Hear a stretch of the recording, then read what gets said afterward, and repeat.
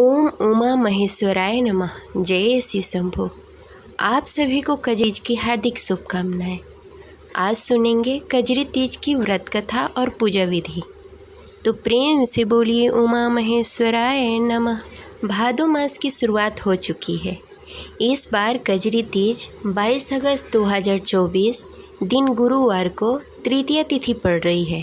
इसी दिन कजरी तीज का व्रत रखा जाएगा, यानी कि कल। सुहागिन महिलाएं इस दिन व्रत रखकर अपने पति की लंबी आयु के लिए और संतान के सुखहाली जीवन के लिए भगवान शिव और माता पार्वती की पूजा आराधना करती हैं। इस कजरी तीज को कजरीला तीज, सतुड़ी तीज और बड़ी तीज भी कहा जाता है। यह व्रत मध्य प्रदेश और राजस्थान में बड़ी ही धूमधाम से मनाई जाती है। कजरी तीज में सुहागिन महिलाएं शिव शक्ति की पूजा कर निमड़ी माता की पूजा करती हैं। कजरी तीज पर घर में झूले डालते हैं और महिलाएं एक साथ मिलकर नाचती गाती और झूले झूलती हैं और कजरी गीत गाती हैं। इस दिन महिलाएं सूर्योदय से पूर्व उठकर स्नान आदि से निवृत्त होकर 16 श्रृंगार करती हैं।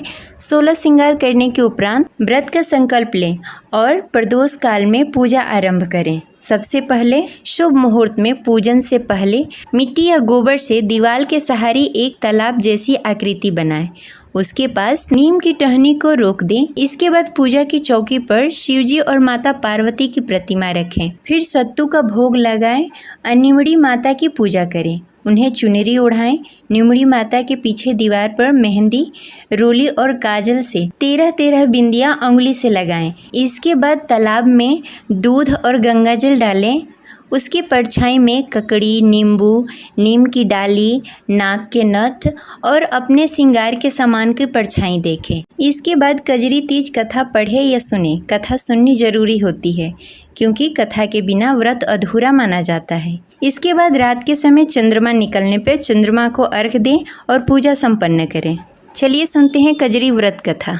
कजरी तीज की पौराणिक व्रत कथा के अनुसार एक गाँव में एक गरीब ब्राह्मण रहता था। भादोपद के महीने की कजरी तीज आई। ब्राह्मणी ने तीज माता का व्रत रखा।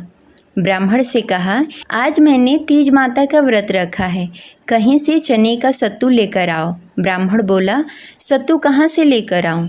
तो ब्राह्मणी ने कहा कि चाहे चोरी ही करके लाओ, लेकिन सत्तू लेकर आओ।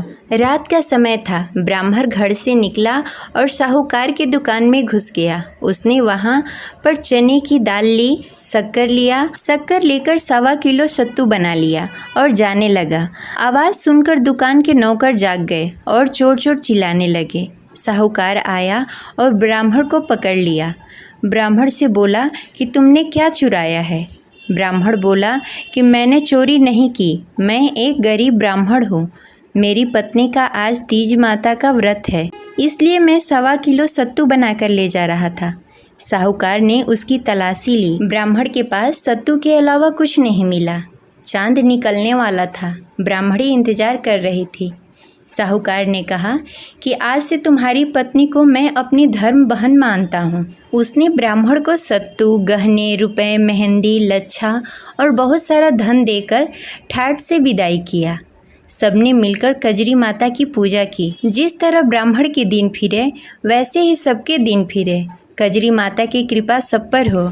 जय कजरी माता।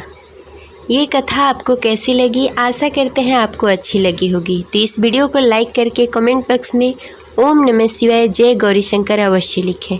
मिलते हैं अगले वीडियो में। तब तक के लिए ओम नमः शिवाय। हर हर महादेव।